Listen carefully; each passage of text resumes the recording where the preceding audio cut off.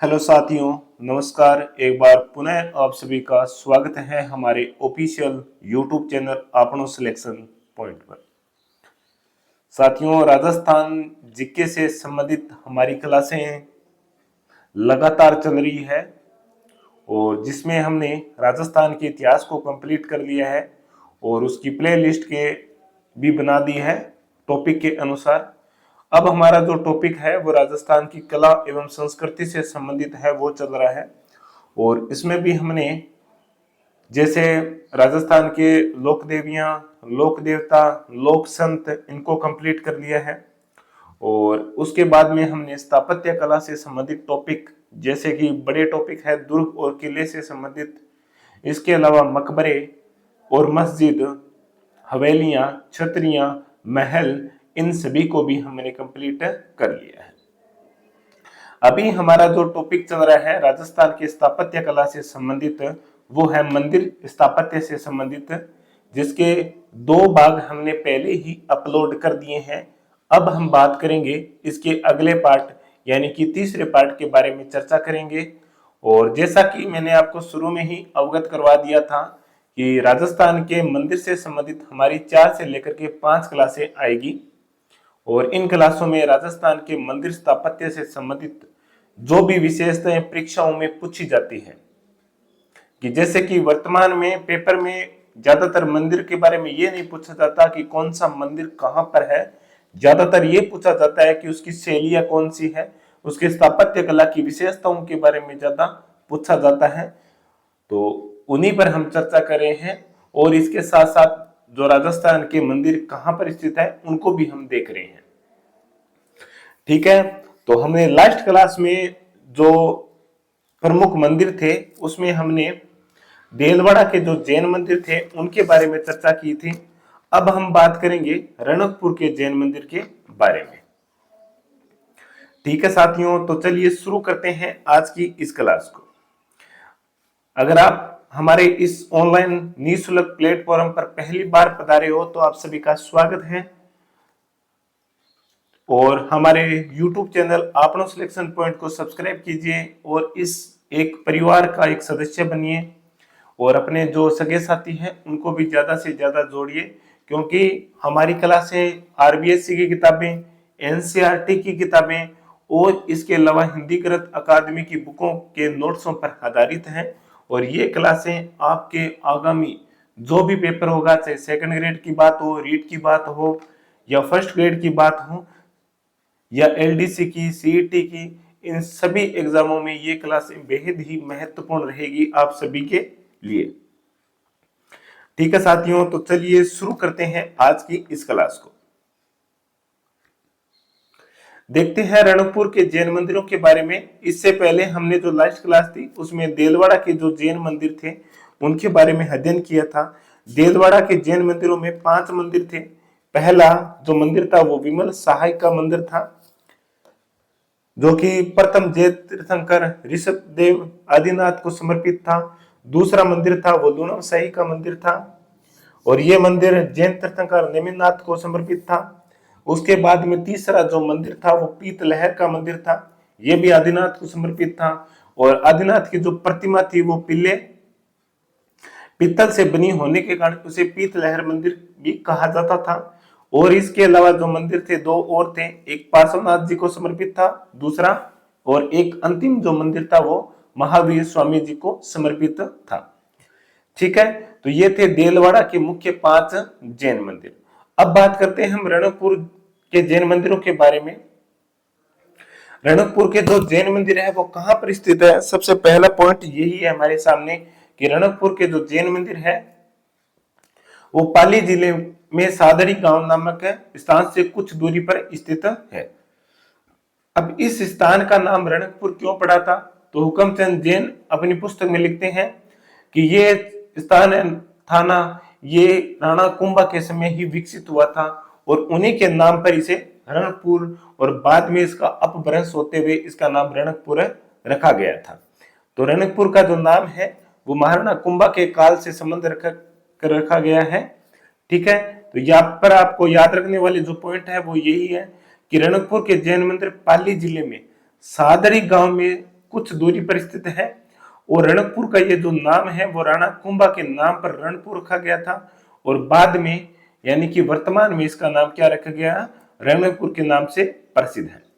रणकपुर मुख्य रूप से एक घटना के कारण और एक स्थापत्य कला के विशिष्ट उदाहरण के कारण ही चर्चा में है, वो है यहाँ के जैन मंदिर। ठीक है, तो कुंभा के काल में ही अलंकृत स्तंभों से प्रसिद्ध यह जैन मंदिर बनाया गया था, राणा कुंभा के काल में बनाया गया था। अब यहाँ पर एक चीज आप याद रखना है कि रणकपुर का जो जैन मंदिर है उसका जो निर्माता है वो राणा कुंभा को माना जाता है। ठीक है, जबकि ये बात गलत है क्योंकि रणकपुर का जो जैन मंदिर है वो कुंभा के काल में बना था। उसी प्रकार जैसे चित्तौड़गढ़ के दुर्ग में जो कीर्ति स्तंभ है वो कुंभा के काल में बना था, न कि कुंभा ने बनाया था। ठीक है, ये दो पॉइंट है जो कि कुंभा के काल से संबंधित है, कुछ कंफ्यूज कर देने वाली बातें हैं। आपको याद रखनी है कि रणकपुर का जो जैन मंदिर है और इसके अलावा चित्तौड़ के दुर्ग में जो कीर्ति स्तंभ है 7 मंजिला जो कि भगवान आदिनाथ को समर्पित है, जिसके बारे में हमने चित्तौड़ के दुर्ग के जो पाठ का अध्ययन किया था उसमें हमने अध्ययन किया था, चर्चा की थी, तो वो भी कुंभा के काल में बना है, न कि कुंभा के द्वारा बनाया गया था। कुंभा के द्वारा तो सिर्फ विजय स्तंभ का निर्माण करवाया गया था जो कि 9 मंजिला है।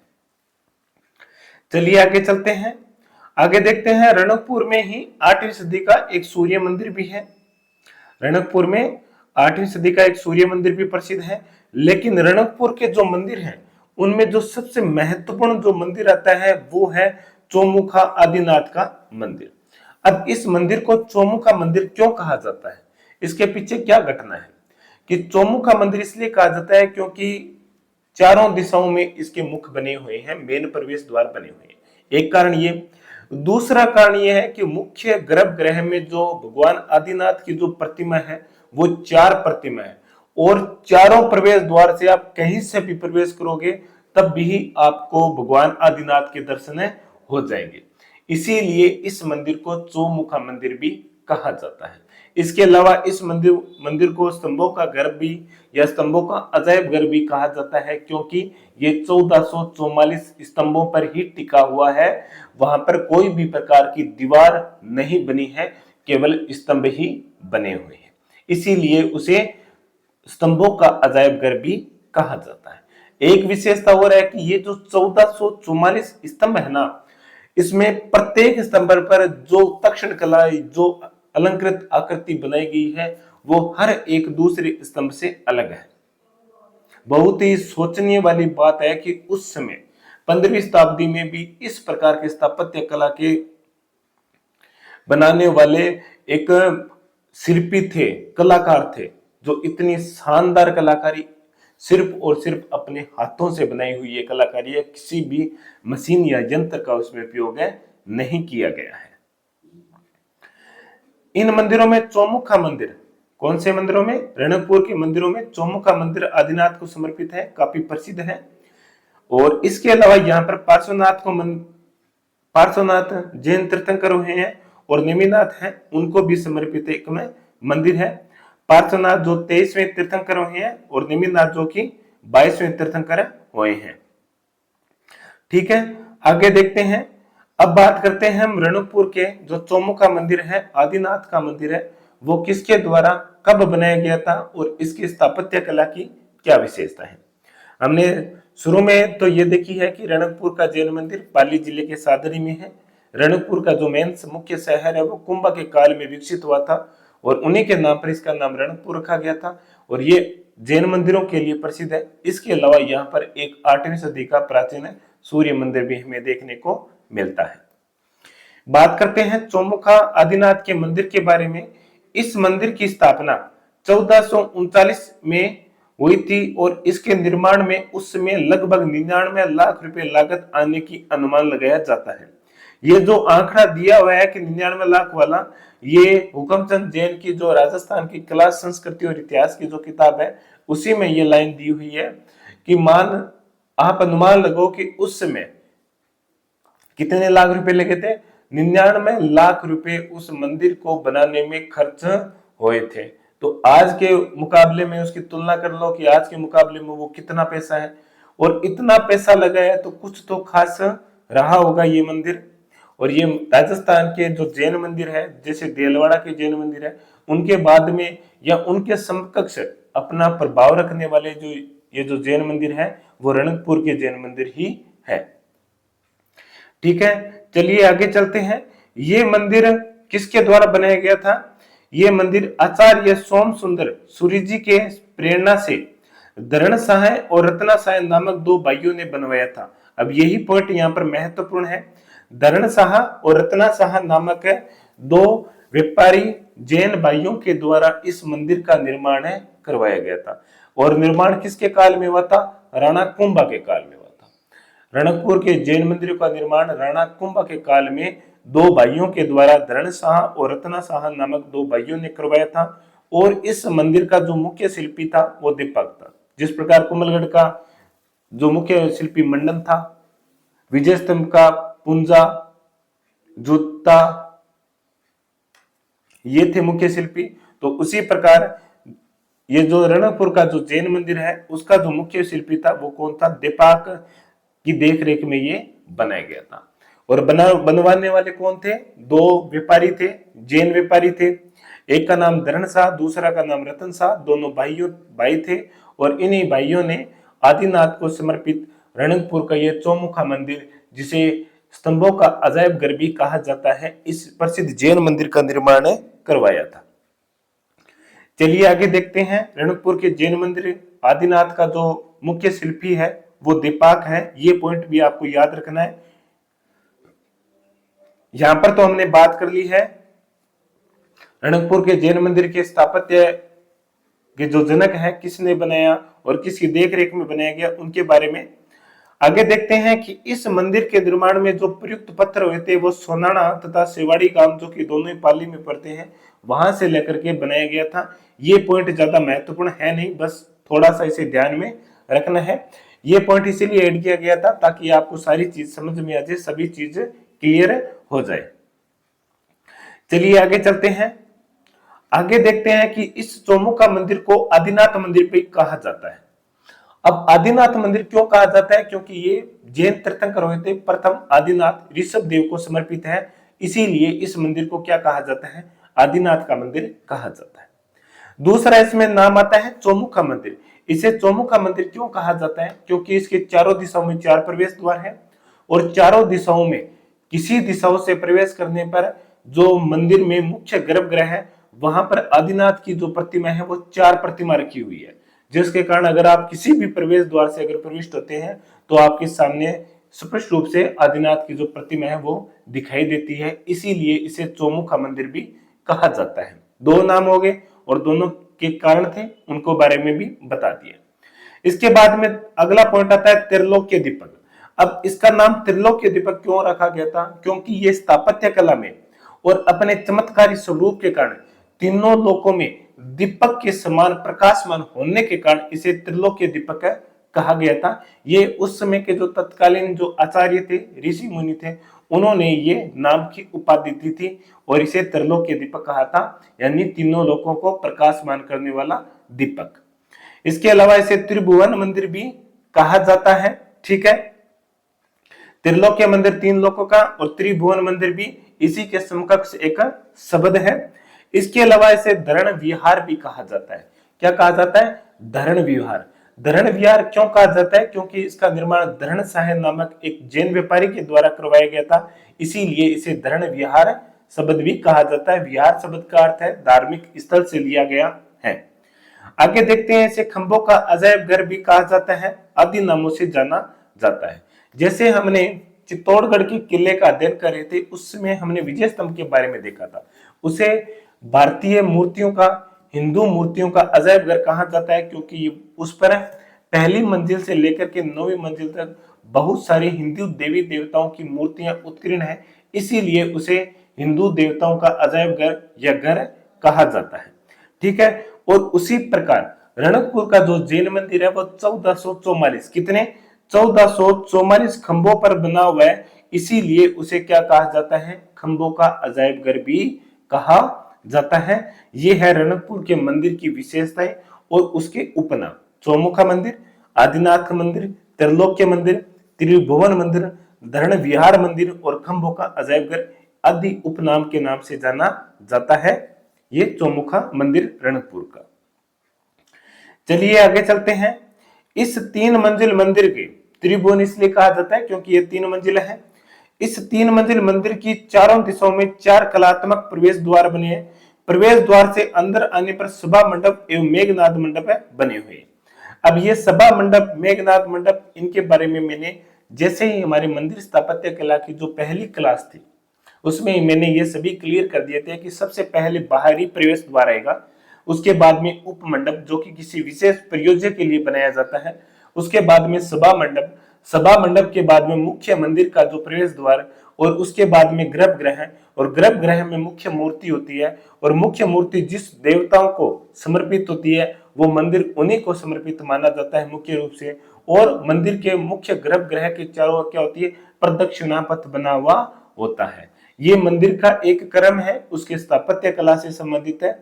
और मंदिर स्थापत्य कला से कुछ शब्द ऐसे थे जो हमारे समझ से बाहर थे, उन सभी शब्दों को हमने हमारी जो प्रारंभ की 2 क्लासें थी उसमें जैसे जैसे वो शब्द आए उनको हमने क्लियर भी किया है। तो एक बार आप वो प्रारंभ की 2 क्लासें अवश्य देख लें, ठीक है। उन 2 क्लासों को देखने के बाद में आप मंदिर स्थापत्य कला से संबंधित जो तीसरी क्लास है उसका अध्ययन आपको करना है, ठीक है साथियों। चलिए आगे चलते हैं। इस मंदिर में कुल 24 मंडप बने हुए हैं। इसके अलावा 85 शिखर है और 1444 अलंकृत स्तंभ कला की उत्कृष्टता का बखान करते प्रतीत होते हैं। मंडप का समझ देते हो, जैसे 4 साइडों में पिलर होते हैं, खंभे होते हैं और उन पर उनको छता होता है, उसे मंडप कहते हैं। वो किस लिए रखे बनाए जाते हैं, वो हो सकता है किसी धार्मिक अनुष्ठान के लिए बनाए जाते हैं, यज्ञ के लिए या पूजा पाठ के लिए बनाए जाते हैं। 85 शिखर, जैसे मुख्य गर्भगृह के ऊपर जो शिखर नुमा आकृति बनी होती है उसे शिखर कहा जाता है। वो रणकपुर के जो चौमुखा जैन मंदिर है उसमें लगभग 85 शिखर बने हुए हैं।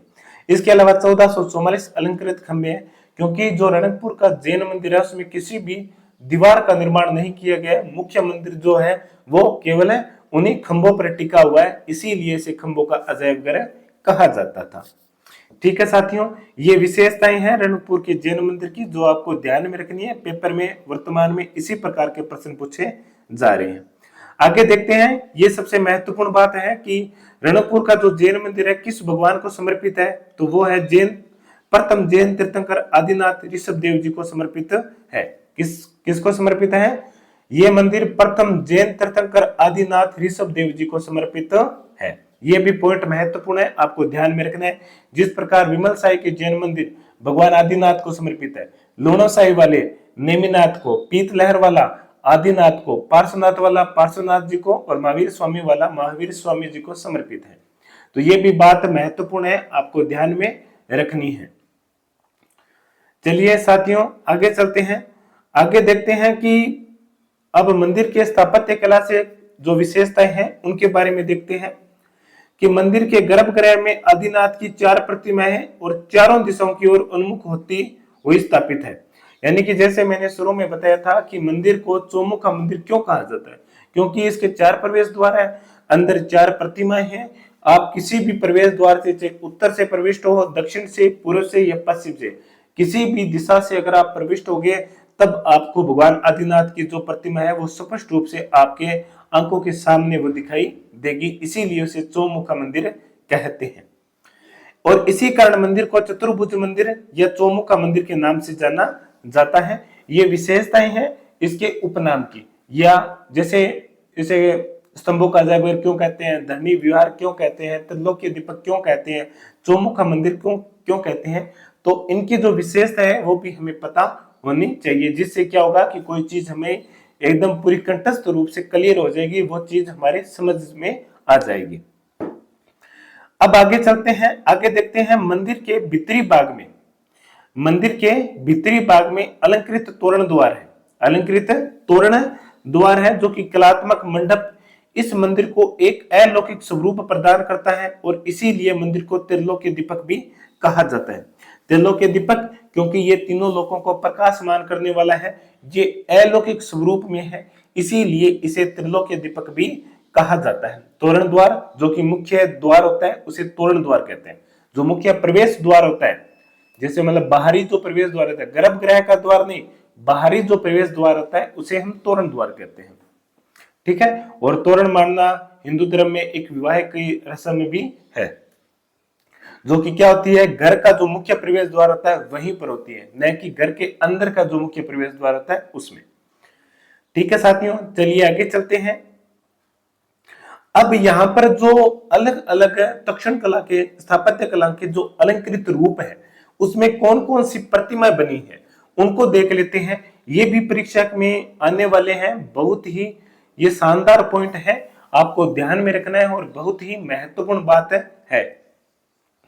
जैसे मंदिर में जो स्तंभों पर अलंकृत आकृति बनी है उसमें स्त्री को वेणी गूंथते हुए, पैरों में घुंघरू बांधते हुए, वेणी यानी कि जो चोटी बनाते हैं उसको बोलते हैं वेणी गूंथते हुए, पैरों में घुंघरू बांधते हुए, पांव में चुभे कांटे को निकालते हुए, शिशु के साथ क्रीड़ा में मगन और पारदर्शी वस्तु आदि स्वरूपों को विविध भाव भणिमाओं के साथ मूर्ति शिल्प में जीवित किया गया है, यानी कि दर्शाया गया है। ये पॉइंट महत्वपूर्ण है, आप इसे इग्नोर मत कर देना कि ये प्रश्न नहीं आने वाला है, इस प्रकार के प्रश्न क्या पूछने जानने वाले हैं। तो मैंने आपको कई बार बताया है कि जब आपको ये लगे कि ये प्रश्न परीक्षा में आने वाला नहीं है तो आप ये चीज कन्फर्म कर लेना कि 100 में से 100% ये प्रश्न आएगा, क्योंकि जहां पर हम सोचना बंद कर देते हैं वहीं पर एग्जामिनर होते हैं जो पेपर बनाते हैं वो अपना दिमाग प्रारंभ करते हैं, क्योंकि उन्हें पता है कि वो भी एक टाइम विद्यार्थी रहे होंगे। ऐसा तो है नहीं कि वो सीधे एग्जामिनर बन गए, वो भी एक टाइम विद्यार्थी रहे होंगे, तो उन्हें भी पता है कि वो कहां पर गलती करते थे और जो वो गलती करते थे और वो उसी गलती की तुलना हम सबसे करते हैं कि हम वहां कहां पर वो गलती कर रहे हैं। ठीक है, तो ये छोटी छोटी बातें हैं जो कि आपको अपनी परीक्षा की सफलता की ओर ले जा सकती है। आपको इन छोटी छोटी बातों को इग्नोर नहीं करना है। तो ये जो रणकपुर का मंदिर है इसमें स्त्री को वेणी गूंथते हुए, पैरों में घुंघरू बांधते हुए, पांव में चुभे कांटे को निकालते हुए, शिशु के साथ क्रीड़ा में मगन और पारदर्शी वस्तुओं आदि के जो अलंकृत आकृति है वो इन स्तंभों पर उत्कीर्ण की गई है।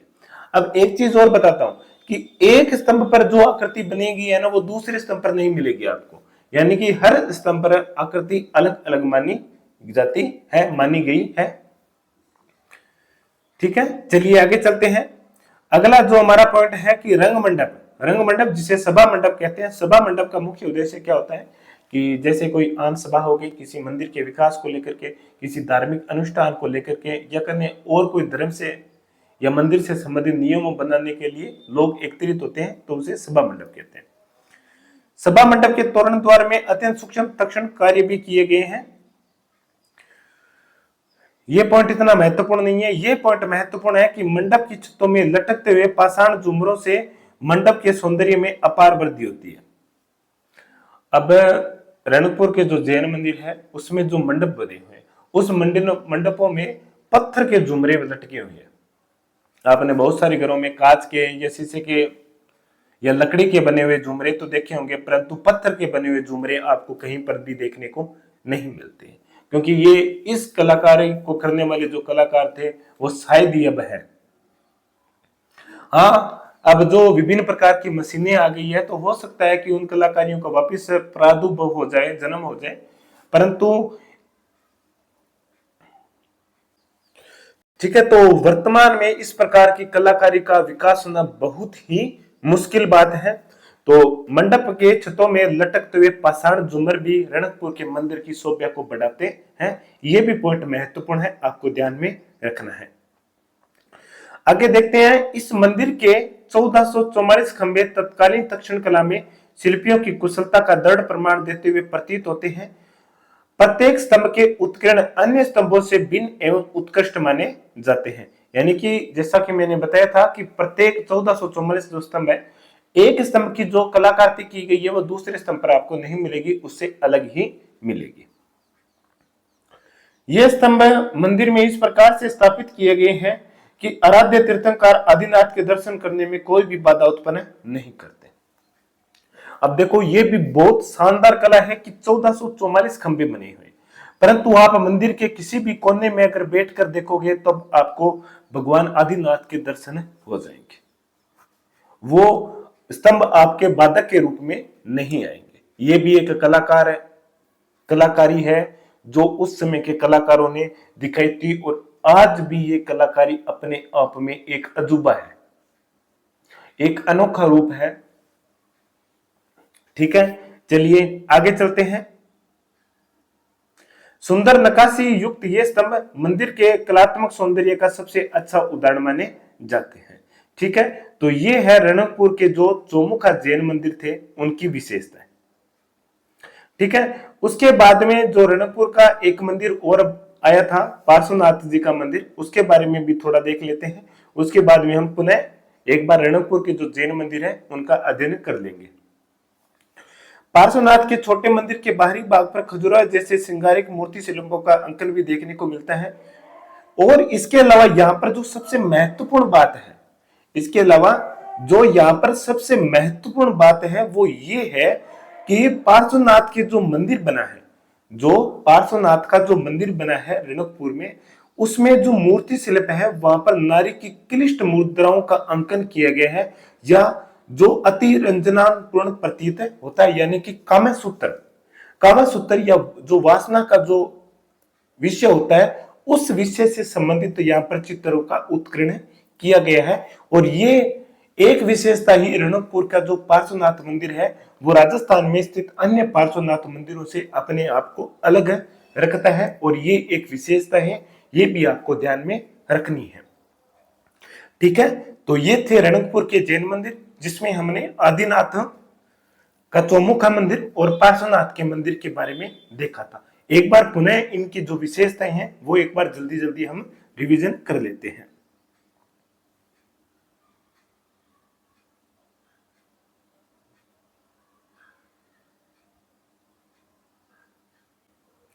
देखते हैं कि रणकपुर का जो चौमुखा मंदिर है वो आदिनाथ को समर्पित है, पहली बात। और इस मंदिर का निर्माण किसने करवाया था और कब करवाया था? 1439 में बनाया गया था, और ये 99 लाख रुपए लागत से बनाया गया था, ऐसा अनुमान लगाया जाता है। अगली बात है कि आचार्य सोम सुंदर सूर्य की प्रेरणा से दो जैन व्यापारी भाइयों धरण शाह और रत्ना शाह नामक भाइयों ने इस मंदिर का निर्माण करवाया था। और इस मंदिर का जो मुख्य शिल्पी था जिसकी देखरेख में यह रणकपुर का जैन मंदिर बना था वो था देपाक, जिसका नाम क्या था? देपाक। इस मंदिर में प्रयुक्त पत्थर सोनाना और शिवाड़ी गांव के पत्थर हैं, इसे छोड़ देना। आगे चलते हैं। सोमनाथ मंदिर को आदिनाथ मंदिर भी कहा जाता है, त्रिलोक्य दीपक भी कहा जाता है, त्रिभुवन मंदिर, धरणे विहार, खंभों का अजायबघर आदि नामों से जाना जाता है। चौमुखा मंदिर क्यों कहा जाता है? क्योंकि 4 प्रवेश द्वार है और मुख्य गर्भगृह में 4 प्रतिमाएं बनी हुई है आदिनाथ की, जिन चारों दिशाओं में अगर हम कहीं से भी प्रवेश करेंगे तो मंदिर की जो मुख्य मूर्ति है वो हमें स्पष्ट रूप से दिखाई देगी। आदिनाथ को समर्पित है, इसलिए इसे आदिनाथ मंदिर भी कहा जाता है। त्रिलोक्य दीपक क्योंकि इसकी जो तक्षण कला है, इसकी वास्तुशिल्प है वो बहुत ही अनोखी है और तीनों लोकों में दीपक के समान ये प्रकाशमान करने वाली है, इसीलिए इसे त्रिलोक्य दीपक भी कहा जाता है। इसके अलावा त्रिभुवन मंदिर है क्योंकि ये 3 मंजिला मंदिर बना है। इसके अलावा इसे धरण विहार भी कहा जाता है क्योंकि धरण शाह नामक जैन व्यापारी के द्वारा बनवाया गया था और इसी के कारण इसे धर्म विहार भी कहा जाता है। अगला जो पॉइंट है, खंभों का अजायबघर आदि नामों से इसे जाना जाता है क्योंकि ये 1444 खंभों पर ही टिका हुआ है, इसीलिए इसे खंभों का अजायबघर भी कहा जाता है। इस 3 मंजिल मंदिर की चारों दिशाओं में 4 कलात्मक प्रवेश द्वार है। प्रवेश द्वार से अंदर आने पर सभा मंडप एवं मेघनाद मंडप बने हुए हैं।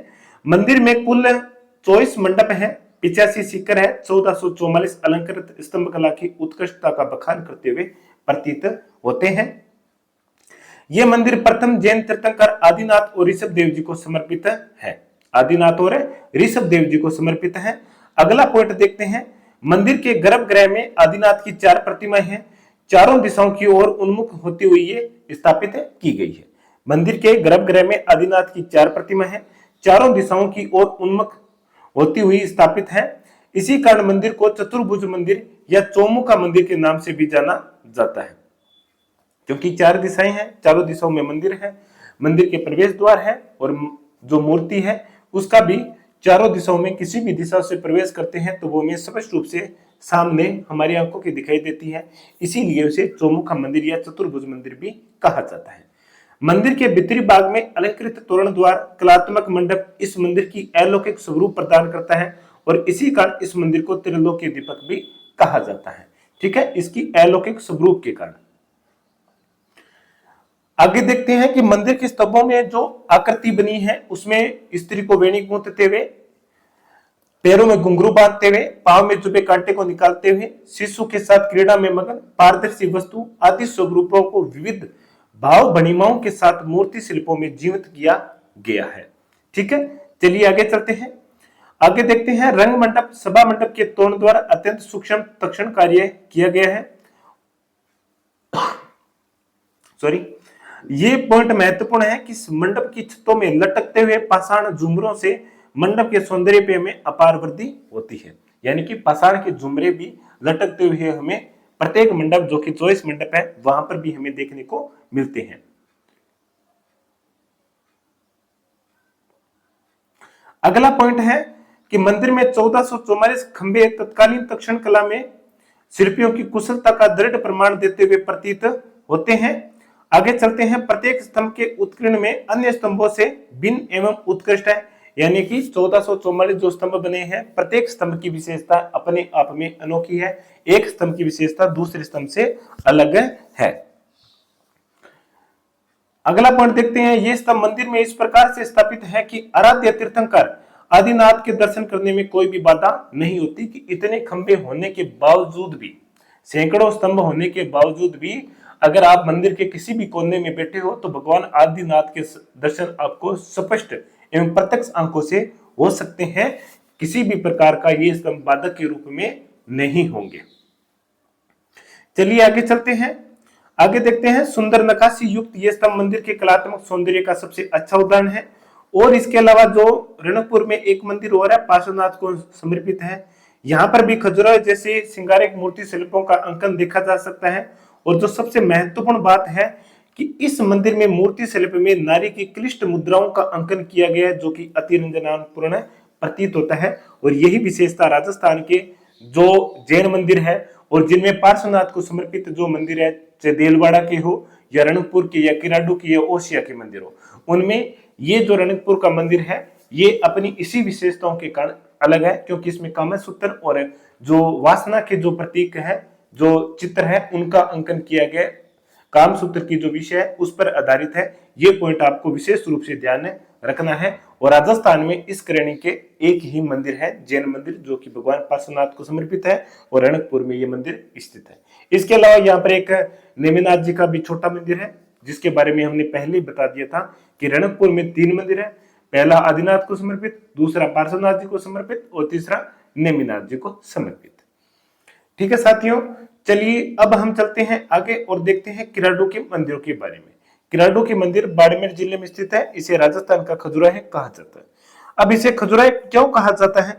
क्योंकि खजुराहो के मंदिर में जो स्थापत्य कला के हमें उदाहरण देखने को मिलते हैं, उसी प्रकार के मंदिर स्थापत्य के उदाहरण में किराडू के मंदिर में भी देखने को मिलते हैं। इसीलिए इसे राजस्थान का खजुराहो भी कहा जाता है।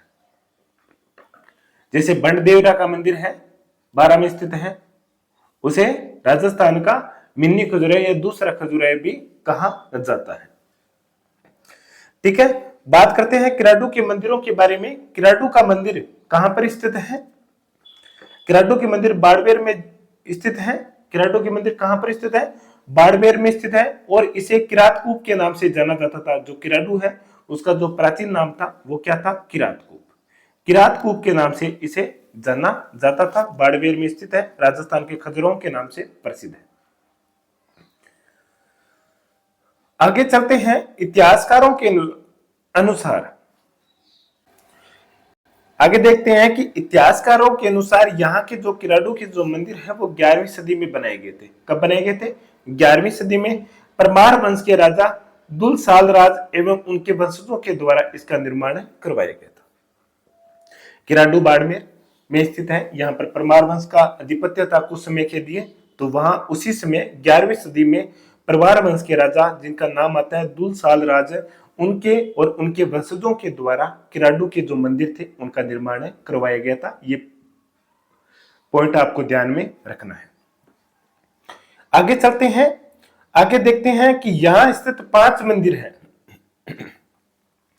किराडू में जो 5 मंदिर के समूह हैं उनमें वैष्णव मंदिर भी है, भगवान शिव को समर्पित शिव मंदिर भी है तथा इन मंदिरों के अधिकांश भाग अब वर्तमान में क्या है, खंडरनुमा या भग्ना अवशेष के रूप में है। यानी कि ज्यादातर जो मंदिर थे वो टूटे हुए हैं, खंडित अवस्था में है, उनके कुछ भाग ही वहां पर शेष रह गए हैं। क्योंकि पहली तो बात है कि ये 11वीं सदी के हैं और उसके बाद में इन मंदिरों के निर्माण में समय समय पर किसी भी प्रकार का परिवर्तन यानी कि इसमें सुधार कार्य नहीं हुआ था, जिसके कारण ये वर्तमान में क्या हो गए, भग्ना अवशेष की अवस्था में आ गए।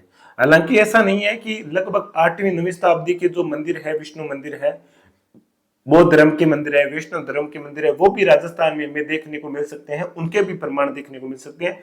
परंतु उन मंदिरों में क्या हुआ कि धीरे धीरे समय के साथ उसमें कुछ ना कुछ परिवर्तन होता रहा, उसमें सुधार कार्य, उसमें निर्माण कार्य होता रहा और उसी कारण वो आज तक सुरक्षित है। परंतु किराडू के मंदिर थे, उन्हें समय के साथ इसमें किसी भी प्रकार का परिवर्तन या सुधार नहीं हुआ था, जिसके कारण वर्तमान में हमें इनके कुछ भाग ही जो अवशेष के रूप में हमें देखने को मिलते हैं।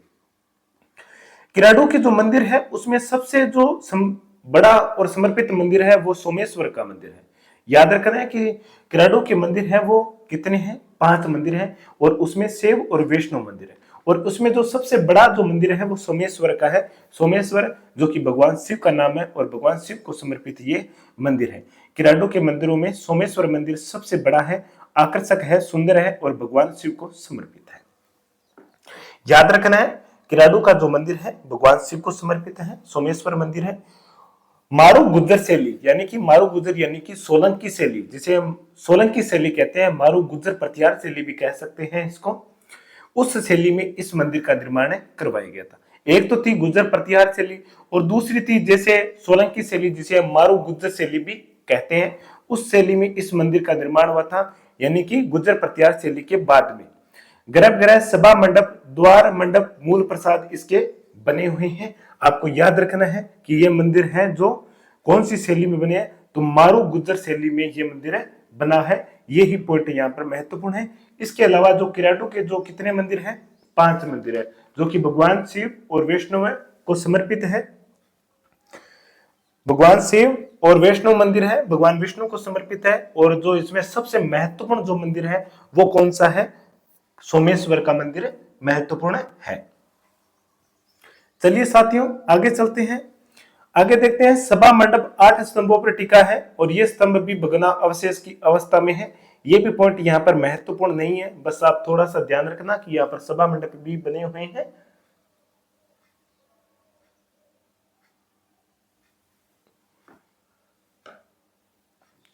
अगला पॉइंट देखते हैं, किराडू का सोमेश्वर मंदिर उच्च कोटि की तक्षण कला के साथ साथ गुप्तकालीन एवं क्षेत्रीय परमार कालीन और सोलंकी शैली का भी प्रमाण यहाँ पर देखने को, अद्भुत मिश्रण देखने को मिलता है। अद्भुत मिश्रण यहाँ पर हमें देखने को मिलता है। ये गुज्जर प्रतिहार, मारू गुज्जर शैली, ये जो सभी जो शैलियां है इसके अलग अलग मंदिर थे जिसके बारे में हमने प्रारंभ में ही अध्ययन किया था, वो आप यहाँ पर ध्यान रखना है। यहां पर मैं एक चीज वापस बता देता हूं, थोड़ा सा इसमें सुधार कर लेना कि ये जो मारू गुज्जर है, इस मारू गुज्जर के स्थान पर यहां पर गुज्जर प्रतिहार कर लेना।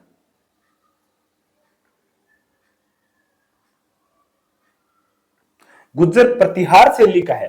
किराडू का जो सोमेश्वर मंदिर है वो गुज्जर प्रतिहार शैली का अंतिम मंदिर है। यहां पर थोड़ा सा करेक्शन करना है, एक बार पुनः आप ध्यान रखना और विशेष रूप से ध्यान रखना है कि ये जो मंदिर है ये गुज्जर प्रतिहार शैली का सबसे भव्य और अंतिम मंदिर माना जाता है। 11वीं सदी में बना था और उसी समय क्या था कि सोलंकी शैली का प्रादुर्भाव हुआ था और इसी कारण यहाँ पर एक बात भी ऐड की गई थी। यहाँ पर आप देखिए कि इस पर सोलंकी शैली का भी अद्भुत मिश्रण यहाँ पर देखने को मिलता है। ये वो काल था जब किराडू का मंदिर बना था, तब गुज्जर प्रतिहार शैली अपने अंतिम चरण में अवस्था थी और सोलंकी शैली का उस समय विकास हो रहा था। सोलंकी शैली जिसे हमें मारू गुज्जर शैली भी कहते हैं। तो यहाँ पर आपको याद रखना है कि किराडू का जो मंदिर है सोमेश्वर भगवान को समर्पित है, वो गुज्जर प्रतिहार शैली का उत्कृष्ट और सबसे शानदार और सबसे अंतिम उदाहरण माना जाता है। गुर्जर प्रतिहार शैली का ही है ये सोमेश्वर मंदिर। यहां पर मैं एक बार पुनः आपको बार बार बता देता हूं, गुर्जर प्रतिहार शैली का बना हुआ है ये मंदिर। ठीक है, मारू गुर्जर नहीं होगा, यहां पर गुर्जर प्रतिहार शैली है, गुर्जर प्रतिहार शैली है। एक बार पुनः यहां पर बता देता हूं, गुर्जर प्रतिहार शैली में बना है किराडू का सोमेश्वर मंदिर। कुछ गलतियां हो गई है टाइपिंग करने में, ठीक है, मैं पुनः एक बार बता देता हूं, इसी चीज पर बार बार फोकस कर रहा हूं कि ये गुर्जर प्रतिहार शैली का अंतिम और भव्य मंदिर है किराडू का सोमेश्वर मंदिर। ठीक है, चलिए आगे चलते हैं। आगे देखते हैं कि किराडू के मंदिर में भगवान विष्णु को समर्पित मंदिर है वो भी उल्लेखनीय है और उनके आकार सोमेश्वर मंदिर से छोटा है। किराडू के मंदिर की विषय वस्तु की दृष्टि से हिंदू देवी देवताओं, रामायण और महाभारत, विभिन्न मुद्राएं में नारियों का चित्रांकन, ब्रह्मा, सावित्री, उमा, महेश्वर, लक्ष्मी नारायण आदि की प्रतिमाएं भी आकर्षक रूप में उत्कीर्ण की गई है। ठीक है, तो ये है बाड़मेर में स्थित किराडू के मंदिर। ठीक है, बाड़मेर में किराडू के मंदिर है, उनके बारे में एक बार पुनः देख लेते हैं, इनकी विशेषताओं के बारे में। किराडू के मंदिर जो कि बाड़मेर जिले में स्थित है, राजस्थान के खजुराहो के नाम से जाना जाता है। इनको प्राचीन काल में किरातकूप के नाम से जाना जाता था, किराडू को वर्तमान में से किराडू कहा जाता है। यहाँ पर जो मंदिर है वो 11वीं सदी के परमार शासक राजा दुलसालराज एवं उनके वंशजों के द्वारा बनाए गए थे और किराडू के मंदिर थे वो गुर्जर प्रतिहार शैली के हैं। किस शैली के हैं? गुर्जर प्रतिहार शैली के ये मंदिर है। ठीक है, चलिए आगे चलते हैं। आगे देखते हैं कि किराडू के में 5 मंदिरों का समूह है जो कि भगवान विष्णु और शिव के मंदिर है उनको समर्पित है और इनमें जो सबसे महत्वपूर्ण मंदिर है वो सोमेश्वर का मंदिर है, सबसे उत्कृष्ट है, भगवान शिव को समर्पित है। मारू गुर्जर नहीं है, यहां पर वापस मैं बता देता हूं, गुर्जर प्रतिहार शैली में बने हुए हैं ये मंदिर। गुर्जर प्रतिहार शैली का उत्कृष्ट उदाहरण माना जाता है ये मंदिर, गुर्जर किराडू का सोमेश्वर मंदिर। किराडू का जो सोमेश्वर मंदिर है वो गुर्जर प्रतिहार शैली का उत्कृष्ट उदाहरण माना जाता है। सभा मंडप 8 स्तंभों पर टिका हुआ है, ये स्तंभ भी वर्तमान में भग्न अवशेष के रूप में है। किराडू का सोमेश्वर मंदिर उच्च कोटि की तक्षण कला के साथ साथ गुप्तकालीन एवं क्षेत्रीय परमार कालीन और सोलंकी शैली का अद्भुत मिश्रण भी प्रस्तुत करता है। आगे देखते हैं, किराडू के मंदिरों में विष्णु मंदिर भी उल्लेखनीय है। ये आकार में सोमेश्वर मंदिर से छोटे हैं और भगवान विष्णु को समर्पित है। मंदिर में जो विषय वस्तु है चित्रों की, उसमें हिंदू देवी देवताओं, रामायण, महाभारत, विभिन्न मुद्राओं में नारियों के चित्रांकन, ब्रह्मा और सावित्री, उमा और महेश्वर, लक्ष्मी और नारायण की प्रतिमाएं भी आकर्षक रूप में प्रतिष्ठित की गई है, उत्कीर्ण की गई है। ठीक है, तो ये है 11वीं सदी के किराडू के मंदिर जो कि बाड़मेर में स्थित है, भगवान विष्णु और शिव को समर्पित है। सोमेश्वर मंदिर है, भगवान विष्णु को समर्पित, एक वैष्णव मंदिर भी है। कुल यहाँ पर 5 मंदिरों का समूह है और ये 500 के 500 मंदिर वर्तमान में क्या है कि भग्न अवशेष यानी कि खंडित अवस्था में है, कुछ भाग ही इनके अवशेष रहे हैं। एक बात और दूसरी पॉइंट जो महत्वपूर्ण है वो यहाँ पर याद रखना कि किराडू का जो मंदिर है वो गुर्जर प्रतिहार शैली का अंतिम मंदिर है। जिस प्रकार गुर्जर प्रतिहार शैली का जो प्रारंभिक मंदिर था जो कि कहां पर स्थित है, चित्तौड़ में स्थित है, ओसिया में स्थित है और अबानेरी में स्थित है।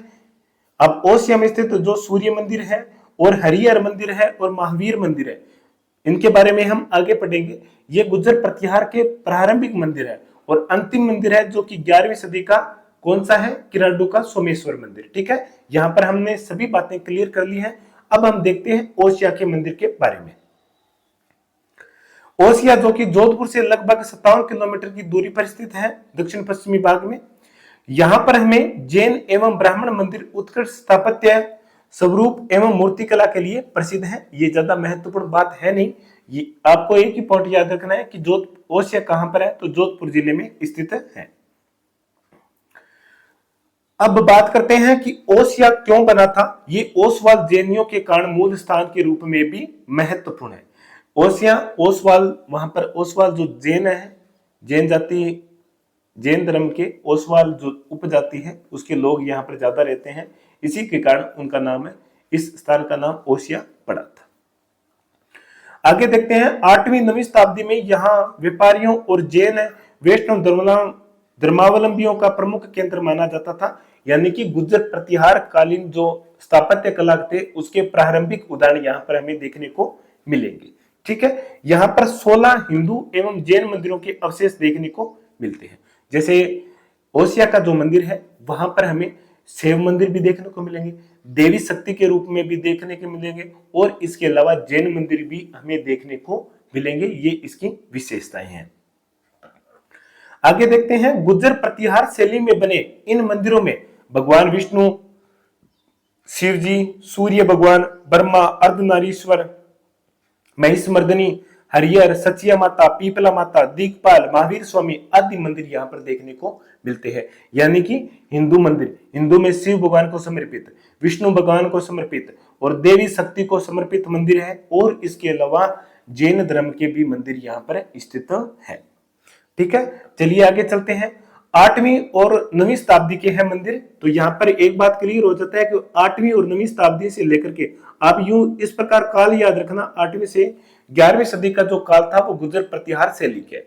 इस काल में राजस्थान में जो भी मंदिर बने हैं वो गुर्जर प्रतिहार शैली के हैं, विशेष रूप से जो कि पश्चिमी राजस्थान, उत्तरी पश्चिमी राजस्थान में जो मंदिर बने हैं इस काल में वो गुर्जर प्रतिहार शैली के ही हैं।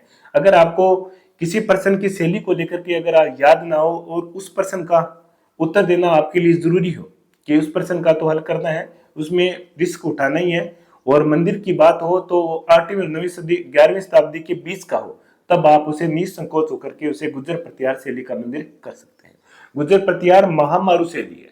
गुर्जर प्रतिहार शैली और महामारू शैली एक ही है, और महागुर्जर शैली और सोलंकी शैली एक है। ये कंफ्यूज वाली बात है, हमने पहली क्लास में ही इनके बारे में स्पष्ट रूप से अध्ययन किया था। एक बार इन क्लासों को देखने से पहले वो क्लास आपको अवश्य देखनी है, क्योंकि अगर ये क्लास आप बीच से शुरू करोगे तो आपको प्रारंभ वाली जो क्लासें हैं वो समझ में नहीं आएगी। तो आपको वो जो पहले वाली क्लास है वो एक बार आपको अवश्य देखनी चाहिए। चलिए साथियों आगे चलते हैं। आगे देखते हैं सचिया माता का मंदिर। ये ओसिया में स्थित है सचिया माता का मंदिर।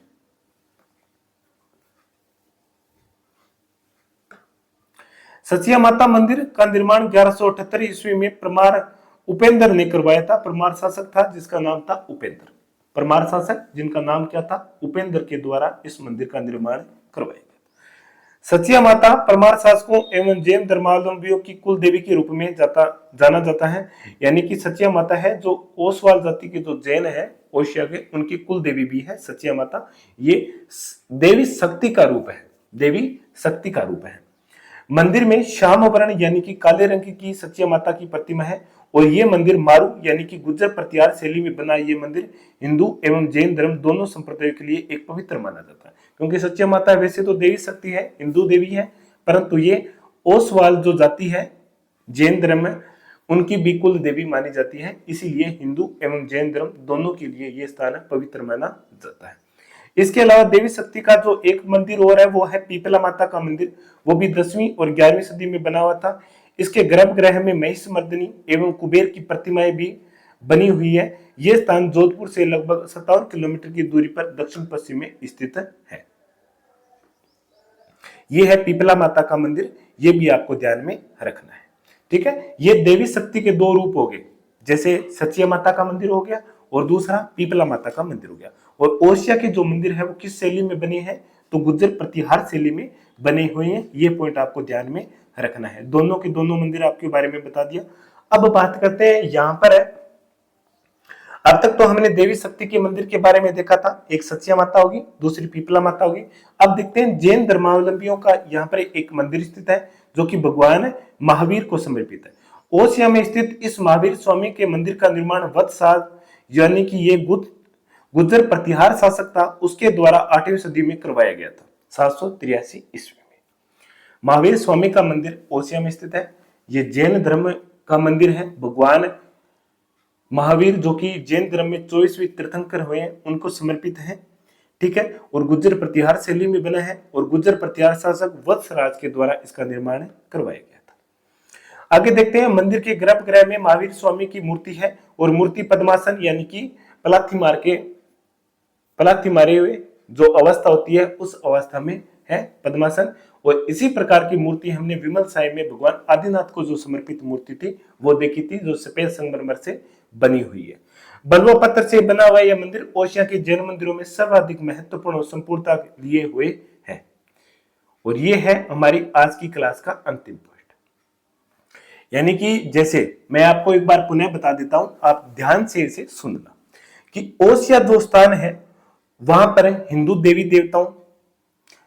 देवताओं में भगवान शिव को समर्पित मंदिर है, भगवान विष्णु को समर्पित मंदिर है और देवी शक्ति को समर्पित मंदिर है। और इसके अलावा यहाँ पर जैन धर्मावलंबियों के लिए समर्पित मंदिर भी है। यानी कि 4 प्रकार के मंदिर यहाँ पर हमें देखने को मिलते हैं। ठीक है, तो इनमें जो देवी शक्ति के रूप है जैसे सचिया माता है और पीपला माता है। सचिया माता और पीपला माता का जो मंदिर है वो देवी शक्ति के रूप में है। सचिया माता ओस वालों की जो जैन है उनकी कुल देवी है। ठीक है, और इसके अलावा क्या विशेषता है कि यहाँ पर एक महावीर स्वामी का भी मंदिर है जो कि वत्सराज यानी कि गुर्जर प्रतिहार शासक वत्सराज के द्वारा बनाया गया था। ठीक है, और ये महावीर स्वामी 24 तीर्थंकर हैं उनको समर्पित है। इसके अलावा अभी तक तो हमने देवी शक्ति और महावीर स्वामी के जो जैन धर्म थे का मंदिर है उनके बारे में बात की थी। अब आगे हम वैष्णव मंदिर है उनके बारे में भी देखेंगे। वैष्णव मंदिर और आएंगे आगे, उनके बारे में भी देखेंगे। वैष्णव मंदिर में 2 प्रमुख मंदिर है, एक हरिहर का मंदिर है, दूसरा सूर्य मंदिर है। अब हरिहर का जो मंदिर है वो किनको समर्पित है? हरि यानी कि भगवान विष्णु, हर यानी कि भगवान शिव को समर्पित है। ठीक है, तो इसी के साथ आज की क्लास को हम यहाँ पर समापन करते हैं। और आज की क्लास को समापन करने से पहले एक बार वापस देख लेते हैं कि एक पॉइंट था जो कि मैंने यहाँ पर आपको गलत टाइपिंग हुआ है इसलिए मैंने इसमें करेक्शन करवाया। आप ध्यान में रखना कि किराडू का जो सोमेश्वर मंदिर है वो गुर्जर प्रतिहार शैली का अंतिम मंदिर है। किराडू का जो मंदिर है वो अंतिम मंदिर है। ओसिया का जो मंदिर है वो प्रारंभिक मंदिर माने जाते हैं गुर्जर प्रतिहार शैली के। ओसिया जो कि जोधपुर में स्थित है। ठीक है, यहाँ पर ओसवाल जैनियों के मूल स्थान थे जो कि व्यापारी थे वो लोग। यहाँ पर भगवान विष्णु को समर्पित, शिव को समर्पित और जैन धर्म को समर्पित 16 मंदिर है। हरिहर मंदिर है, सचिया माता है, पीपला माता है, दिगपाल का मंदिर है। ओसिया के ज्यादातर मंदिर 8वीं और 9वीं शताब्दी के हैं यानी कि गुर्जर प्रतिहार शैली के माने जाते हैं। सचिया माता का मंदिर है जो कि 1178 यानी कि 12वीं सदी में बना था। ये परमार शासक उपेंद्र के द्वारा बनाया गया था। सचिया माता परमार शासकों के साथ ओसवाल जो जैन है उनकी भी कुल देवी थी। मंदिर में माता की जो प्रतिमा है वो श्याम वर्ण यानी कि काले पत्थर की प्रतिमा है। और ये मंदिर गुर्जर प्रतिहार यानी कि मारू शैली में निर्मित है। ठीक है, और ये दोनों धर्म यानी कि हिंदू और जैन धर्म दोनों के लिए पवित्र स्थान है। इसके बाद में हम बात करते हैं पीपला माता। इस मंदिर में गर्भगृह में महिषमर्दिनी माता की प्रतिमा है और इसके साथ कुबेर की भी प्रतिमा बनी हुई है। और ये मंदिर भी 10वीं और 11वीं सदी में बना है और जो कि गुर्जर प्रतिहार शैली का मंदिर है। आगे देखते हैं महावीर स्वामी जी का मंदिर है। ये भी गुर्जर प्रतिहार शैली का मंदिर है। महावीर स्वामी को समर्पित है। 24वें तीर्थंकर हुए हैं। वत्सराज गुर्जर प्रतिहार शासक थे, उसके द्वारा 8वीं शताब्दी यानी कि 783 ईस्वी में इस मंदिर का निर्माण करवाया गया था। ठीक है, बलुआ पत्थर से बना हुआ ये भव्य मंदिर है। ठीक है साथियों, तो आज की क्लास को हम यहीं पर विराम देते हैं। आगे जो नेक्स्ट 2 क्लास रहेगी हमारे मंदिर स्थापत्य से संबंधित, जिसमें हम जो हमारा अध्ययन का टॉपिक रहेगा इसमें ओसिया के जो वैष्णव मंदिर है उनके बारे में, अबानेरी के जो मंदिर है उनके बारे में, और उसके बाद में राजस्थान के जो मंदिर शेष रह गए हैं अलग अलग रियासतों में, अलग अलग जिलों में, उनके बारे में भी हम अध्ययन करेंगे। ठीक है, तो आज की क्लास को समापन करने से पहले आप सभी के लिए एक संदेश है कि हम जल्द ही रीट एसएसटी और सेकंड ग्रेड एसएसटी के अभ्यर्थी जो तैयारी कर रहे हैं उनके लिए ऑनलाइन और ऑफलाइन दोनों टेस्ट सीरीज ज्वाइन प्रारंभ करने वाले हैं। ऑफलाइन टेस्ट सीरीज है उसका जो स्थान रहेगा वो अर्जुन सर शहर यानी अपने गांव में रहेगा, और ऑनलाइन है वो उसका हर सीमा बाहर है, हर सीमा से राज्य से बाहर है, राज्य के अंदर है, देश से भी बाहर है। जो भी ज्वाइन करना चाहता है ज्वाइन कीजिए। और जो परीक्षा का जो पैटर्न है, जो पेपर का जो पैटर्न रहेगा वो साप्ताहिक भी हो सकता है और 10 दिनों पर भी आधारित हो सकता है, क्योंकि अभी हमारे पास बहुत सारा टाइम है, अभी एग्जाम की तारीख नजदीक नहीं है। तो बहुत ही व्यवस्थित रूप से हम ये टेस्ट सीरीज प्रारंभ करेंगे। आप सभी जल्दी से जल्दी ज्यादा से ज्यादा जुड़िए और यहाँ पर जो कमेंट बॉक्स है यूट्यूब चैनल के, वहां पर आप अपने नंबर छोड़ दीजिए, मैं आपको उस ग्रुप में ऐड कर दूंगा, जहां पर हमें राजस्थान जीके के नोट्स और इसके अलावा जो भी पेपर रहेंगे, जो भी शिक्षा से संबंधित रीट या सेकंड ग्रेड या अन्य कोई एग्जाम है उससे संबंधित कोई तारीख है, एग्जाम फोरम है, उन सभी की जानकारी आपको उपलब्ध करवा दी जाएगी। ठीक है, ज्यादा से ज्यादा अपने साथियों को जोड़िए और जल्द ही मिलते हैं अगली नेक्स्ट वीडियो में। और हमारी ये जो वीडियो है आप तीसरी क्लास हमने यहाँ पर आज अपलोड कर रहे हैं, परंतु आपको पहली और दूसरी क्लासें अवश्य देखनी चाहिए। और उससे भी पहले आपको दुर्ग और किले की जो स्थापत्य कला से संबंधित जो हमारी क्लास थी, स्थापत्य कला में हमारी जो पहली क्लास थी वो, उसको भी आपको देखना चाहिए, क्योंकि अगर आप वही देखोगे उसके बाद में ही आपको पता चलेगा कि कौन सा मंदिर कौन से किले में है। क्योंकि बहुत सारे मंदिर ऐसे हैं जो विभिन्न किलों में बने हुए हैं और उनके बारे में मैंने बताया था कि मैं उनका रिपीट अध्ययन नहीं करवाऊंगा, क्योंकि उससे क्या होगा कि हमारी क्लास से ज्यादा लंबी हो जाएगी और हमारा सिलेबस भी कंप्लीट नहीं हो जाएगा, नहीं हो पाएगा। ठीक है साथियों, मिलते हैं नेक्स्ट क्लास में। और एक बात पुनः आप ध्यान से रखना कि हम जल्द ही रीट एसएसटी और सेकंड ग्रेड एसएसटी के लिए विशेष बैच प्रारंभ करने जा रहे हैं। प्रारंभ में हम इसके लिए ऑनलाइन टेस्ट सीरीज और ऑफलाइन टेस्ट सीरीज प्रारंभ करेंगे और उसके बाद में धीरे धीरे इसके लिए कोचिंग भी टॉपिक के अनुसार वो भी शुरू करेंगे। ठीक है, तो आप कमेंट बॉक्स में अपने नंबर छोड़ दीजिए, हम उस नंबरों को अपने जो ग्रुप बनाया है उसमें ऐड कर देंगे। ठीक है साथियों, मिलते हैं अगले नेक्स्ट वीडियो में। जय हिंद, जय भारत।